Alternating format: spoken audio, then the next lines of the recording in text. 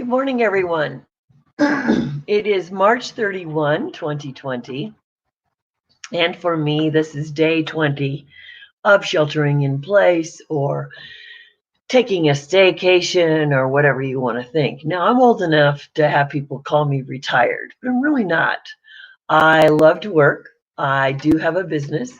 I have a business that I've put on hold because what I do is I help people be healthy, but it requires presenting a product. And I typically do that at trade shows. Excuse me. And obviously, no one's doing trade shows right now. And I don't do anything in anyone's home right now. And excuse me again, I really apologize. I guess I had to have a frog this morning visit me. So here's the point. We all have to be resilient, and many of us are stuck at home with children. And the fact that I just called it stuck is an option. It's an option to call yourself stuck. So resiliency is something interesting. Sometimes I don't think any of us know we have it until we look backwards. However, we all have an opportunity right now to take our American culture and raise up the resiliency levels. Do we like what's going on? No, we don't. Do we like what feels like a loss of freedom? No, we don't. Yesterday, it was kind of interesting. I had a low day yesterday. What I realized later is mentally, I've been thinking that we'll probably be here till the end of April. But when someone comes on the news and says, you are now at home until April 30th, it was like I got a weight on me. So what I felt versus what I heard, they played into my head. And I had to find a way to get out of my head. And so I talked with some friends, and we all sort of felt that yesterday, like the finality of this is not going to be over quickly was a challenge. So I went to bed last night and I woke up with a totally different attitude this morning because I set myself some goals. No, I don't set hard goals. I just set soft goals. Soft goals, which is I will know my purpose when I wake up in the morning. And I did because I've had some wonderful life experiences in which I get to develop resiliency. And oh, were the experiences fun? No, they really weren't. But afterwards, the story's really great. So let's just go to the basics. Let's talk about resiliency a little bit. Resiliency is actually an engineering term. It's borrowed from the ability for substance and objects to spring back. So I've got a stretchy band here. We all have this. So think of this, go find your stretchy bands in your house or your rubber bands. And my thought right away is if you feel stuck, take something stretchy and just go like this and say, I'm resilient. I'm resilient. What can I do now? And I know it's goofy, but I'm goofy. And if you don't get goofy, you're not going to crawl out of this with a happiness factor. So we'll talk about happiness factors later. So resiliency requires strength. It requires flexibility. And we look at things like putting somebody through boot camp or Outward Bound or those others as somebody developing that mental toughness that they need to see adversity. And then it's an opportunity. It's not a threat. So why do we seem to have these things that go on in the world where people see adversity as always a threat or they see it always as an opportunity? So we have the time right now ourselves to take a look at our life. It doesn't matter how old we've been or how young we are and how old we're getting, pardon me. But it's an opportunity to say, wow, this sucks, but what am I going to do about it? How can I make a mud pie into a chocolate cake? Whatever it is, either through imagination or alchemy, whatever it might be, we get that choice. So what does it take to have resiliency? Well, it's a lot of things. And it's not a fake it till you make it thing. It's positive thought. It's anxiety management. It's visualizing. It's goal setting. And it's attentional control, meaning what are you going to focus on? Are you going to focus on the upside or are you going to focus on the downside? So,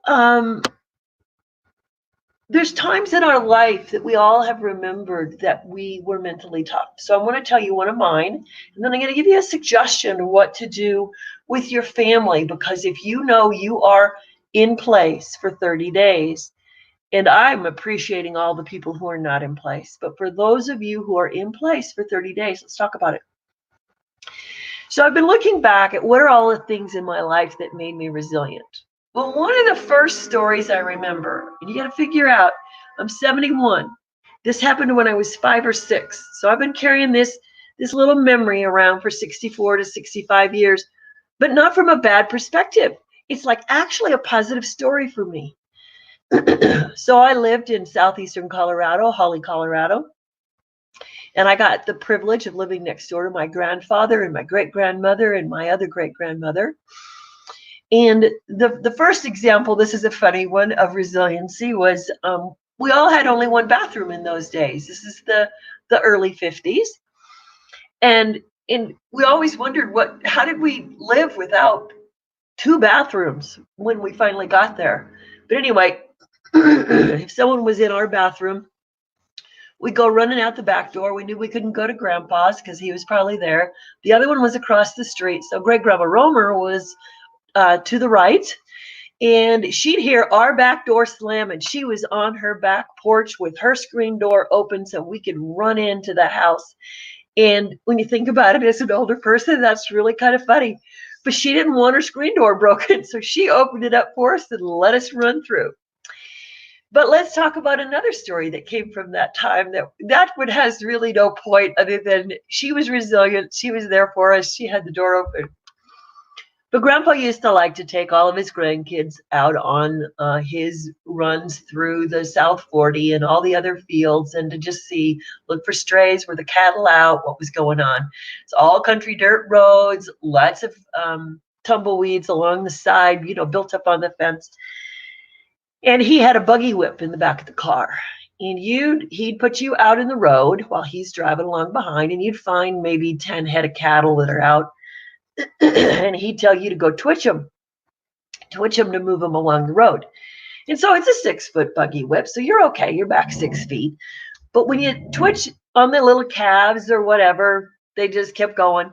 But I guess one mom decided that I was irritating her calf, and she turned around and she bellowed at me. And well, that's a pretty big thing, that cow. And so I go running back to the car, and Grandpa wouldn't let me in. I'm banging on the door and I'm crying, and he says, they won't hurt you. They won't hurt you. And he's telling me to go back. And so I went back. Now, some of you are already saying, oh, that was mean and cruel. No, it wasn't. It really wasn't. I mean, I pouted and I did my little 5-year-old cry thing. But you know what? Grandpa left me.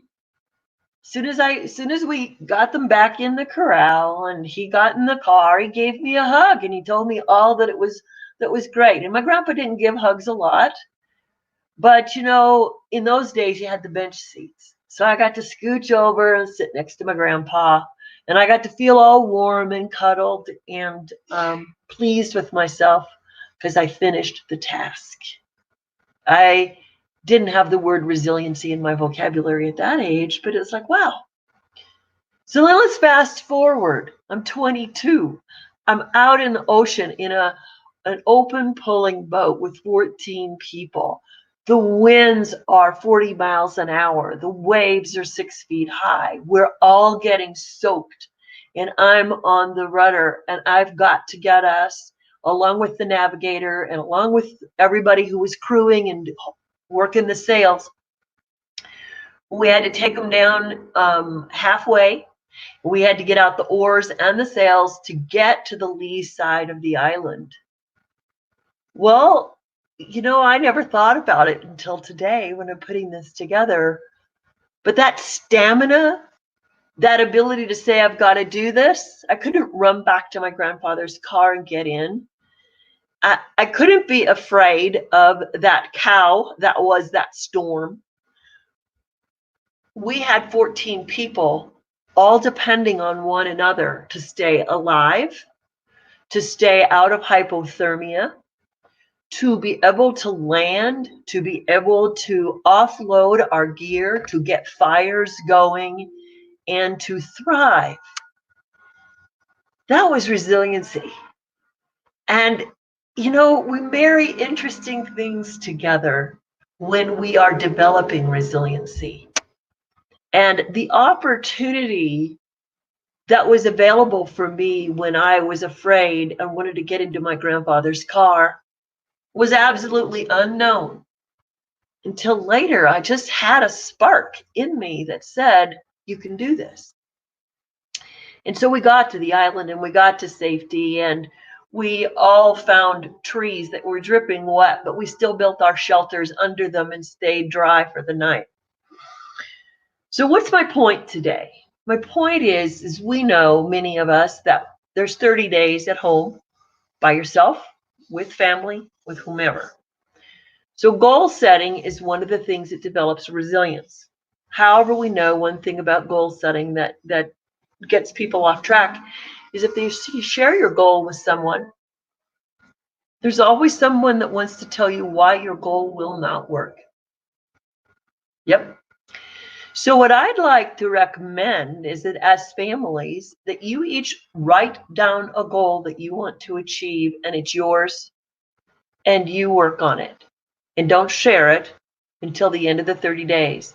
And the agreement is in the house that everyone there is helping everybody achieve their goal, even though you don't know what it is.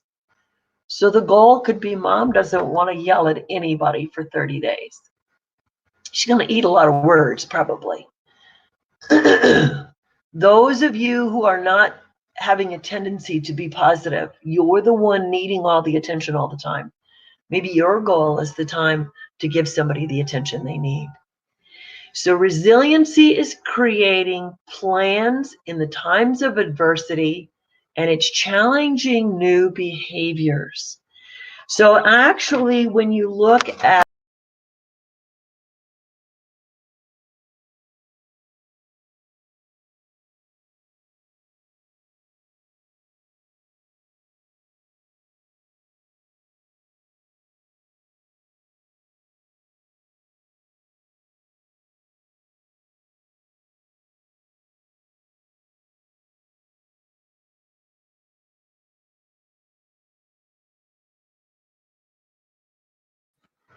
Well, I blipped out there, guys. Sorry about that. My computer went somewhere. So in this time of adversity, let me quickly finish this up. What I want to encourage you all to do is to have a 30-day goal that you can share with the family. And I want you to have another goal. And I want you to figure out what it is that you would need to do to be different, to be resilient. So actually, resiliency involves three things: behaviors, thoughts, and actions. So pick a behavior that you want to develop. Pick a thought or a behavior that you want to let go of. Pick a thought that you want to hold for 30 days and make your life positive. And go ahead and create an action plan that you can sustain. So when you do these things in 30 days, you have the ability to look back and say, wow, I did this. So resiliency gets you beyond survival. Resiliency gets you into thrivance. So I'm going to continue this resiliency conversation because there's a lot about all of us developing our mental toughness. And I want you to celebrate your mental toughness at the end of April. And I don't know how we'll do that yet, but we'll talk about it. But thank you all who are watching me today. And please subscribe to my YouTube channel called The Vitality Mentor. If you need me, you can text Marla to 64600 and just send me any messages that you need to have a response to, because I'd love to help you spark your life of resiliency in this time of it's tough, but we're going to get it done. Thank you, everyone. Have a great day.